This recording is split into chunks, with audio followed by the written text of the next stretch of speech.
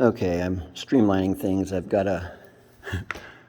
the four people that are kind of following this, that are close to the project, are now in a group, so I can do less work uploading and keeping everyone aware of the process and fucking making everyone's notifications go batshit crazy, and still kind of archive the process. So this is the factory subwoofer. It's kind of an interesting way they do things. It's a factory subwoofer in a, let's find a way I can demonstrate this. Ooh, magnets, nice. So it's what they call a factory subwoofer, but all it is a 6x9.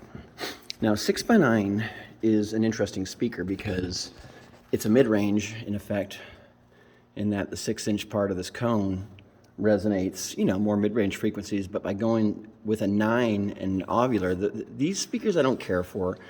They're designed to do too many jobs at once, so they're not really good at any one job, i.e. bass, mid-bass, treble, but they're kind of everywhere. And, obviously to cut costs, their idea of building a box is that you shove a piece of foam under there. Now, at the end of the day, it's definitely better than not having it, because it does create a little bit of a barrier. I mean, how the hell does this go now? It's going to go like this. It does create a little bit of a barrier, right? But I mean, it's obviously not sound tight.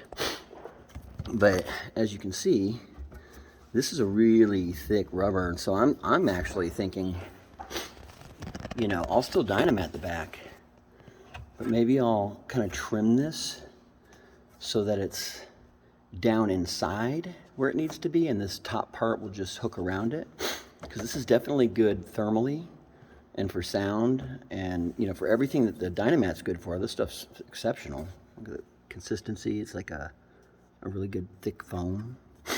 So me and David were talking, and the idea is I'm going to try and make this work. It may not happen, but taking out all this trim and opening the space has now exposed a lot of stuff that I don't really want, because it's not visually spectacular. It's not beautiful. So the idea is I'm going to utilize what's existing. I'll come in with some form of a shroud that disguises these areas, but all of this is going to have custom cut silvery Dynamat, and then it's going to end with a black kind of leathery vinyl looking material. So it'll actually look kind of nice. It's going to take a lot of extra work to get it there, but as you can see, if I can do it, I increase the space substantially while giving it kind of a cool steampunk feel, which is kind of what I'm going for, like post-apocalyptic steampunk. So, in in trying to get some of these small projects banged out, I've now just created kind of a big project for me, but I'm excited about it. It makes me feel like it's worth another delay, because it is that attention to detail on little things that most people would overlook or try to sweep under the rug that will make a build like this, done by someone with a lack of experience, a lack of resources, a lack of the proper tools, and with for 2005, with very little online presence of this vehicle in anything but 4x4 and like off-roading. There's lots of material about raising this and tuning it up. There's lots of tuning videos. Almost none are well done, audio and off-grid kind of builds. There is one Australian guy that's got an older version that he does a lot of really good videos on his build. But unfortunately, because of the way he's going, like he's got a snorkel in the front and he's gone like full off-road. So there's not a whole lot of what he's doing that applies.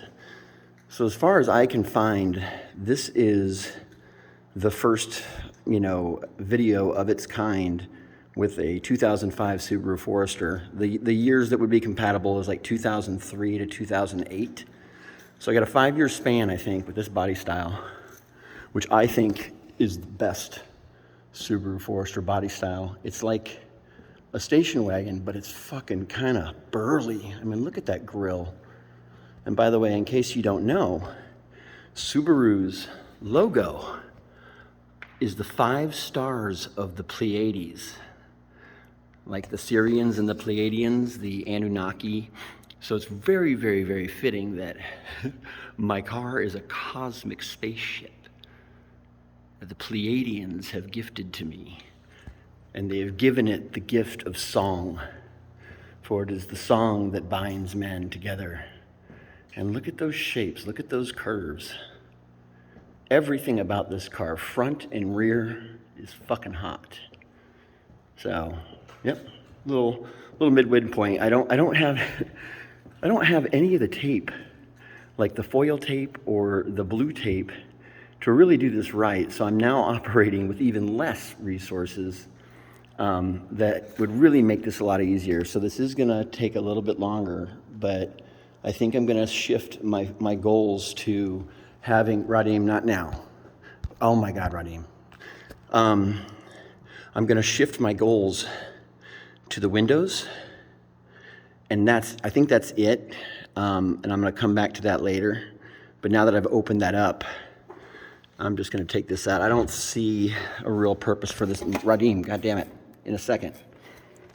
I'm shifting my goals to, well, maybe this will have a purpose. It's like $80 wasted trying to utilize the factory subwoofer. You know, I might still do something with it because, you know, I could still probably throw like an 8-inch. They do make 6-inch like mid-woofers, like a small one that has no tweeter. It's just like a burly kind of 6-inch, 6.5. But I could just cut this thing out a little bit more too and throw an 8 in there, just a small 8. And that would be really good for adding a little bit more punchy mid-range bass, and then I could tune the 11 for a little more of the drone bass. So, boom, update.